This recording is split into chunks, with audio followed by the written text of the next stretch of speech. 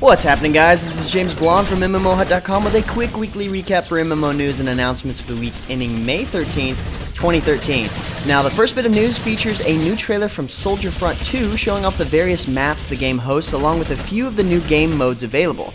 It doesn't seem to offer anything over other typical shooters as the game offers Deathmatch and Team Deathmatch along with several other team modes like Seizure, Sabotage, and Escape mode, each of course with their own maps.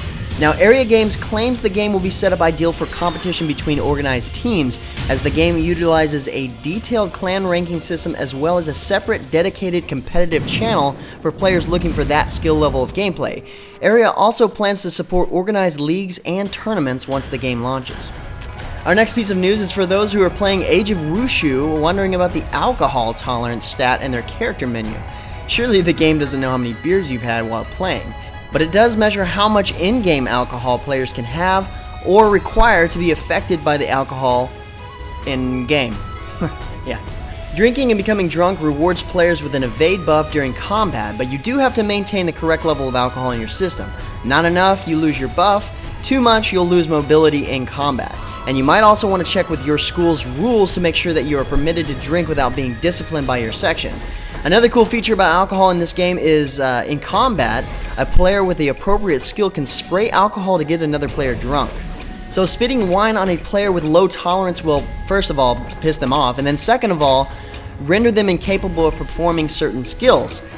Anyway, the latest trailer gives you an idea of how this alcohol affects you in-game, so definitely want to check that out.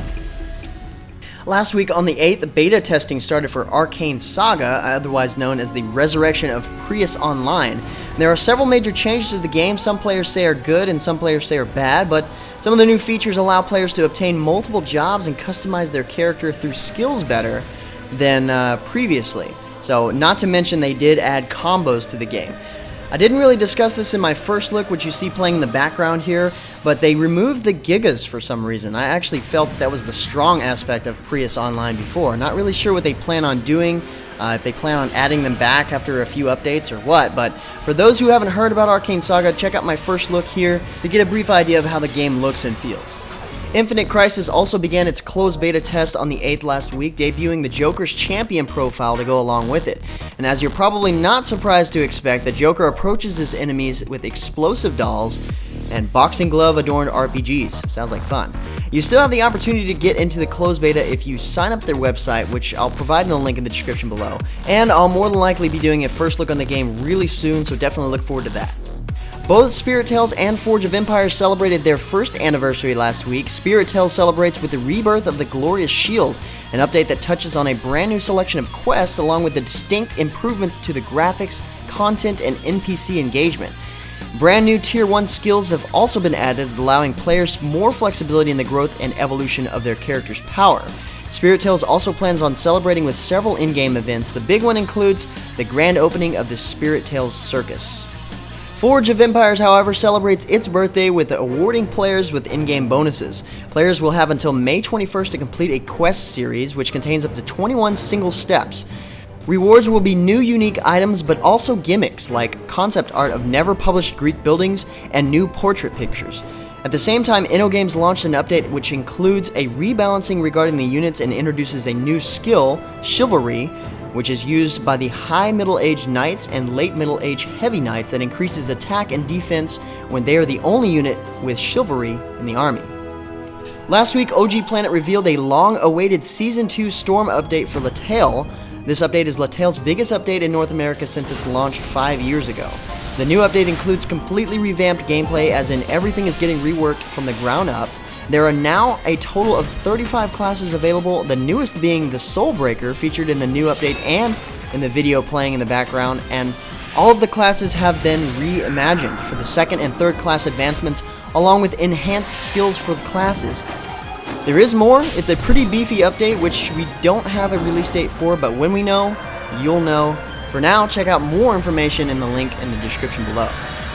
Now, I know you guys have been looking for some updated information about Wildstar, and last week the guys over at Carbine Studios gave us a brand new dev speak featuring the various movements in the game. We have jumping. Yeah, no, not that exciting. How about double jump? That's literally twice the jump. No. How about quadruple? But seriously, double jump is awesome. The developers show off some of the various types of gravity in the game, along with some pretty badass teleportation skills that I'm looking forward to.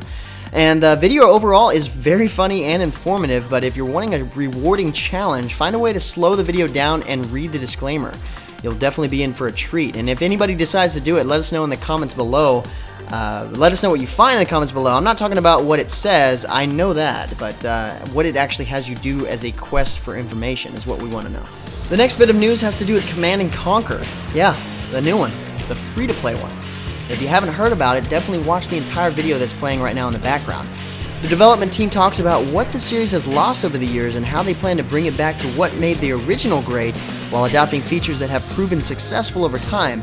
They talk about sticking with the traditional Command & Conquer general style, but with the free-to-play MMO aspect that they can work with now, they know they can be part of their community reacting to player feedback on an everyday basis. The game may be published and owned by EA, but hopefully we see some of that original Westwood Studios come out in this one. The next to the last piece of news features Atlantica Online. The news is that the Rise of Atlantis Ascension patch has launched and has brought with it a new mercenary, Chironia, who has been teaching mercenaries the nuances of archery for years, but now feels it's time to use her skills on the battlefield. Plus, she's a centaur. How is that not badass? She pretty much has a mount built right in. Hell, she is a mount. Anyway, the new update also features an entire centaur raid and a new dungeon to challenge yourself in. There's definitely lots of new news for Atlantica Online, including one more expansion to be added in June. And lastly, Hi-Rez Studios is expanding the Smite eSports and competition scene with a new weekly tournament series. Separate North American and European tournaments will be hosted every weekend with $1,000 in weekly prizes for each region. Teams can register for their region and compete weekly against the best teams in their regional servers. North American coverage begins at noon Eastern Standard Time every Saturday, and European coverage begins at 2 p.m. GMT, 3 p.m. CET every Sunday. You can watch the tournaments on the official Smite Twitch channel and get more information at the new esports website Hi-Rez just launched for Smite.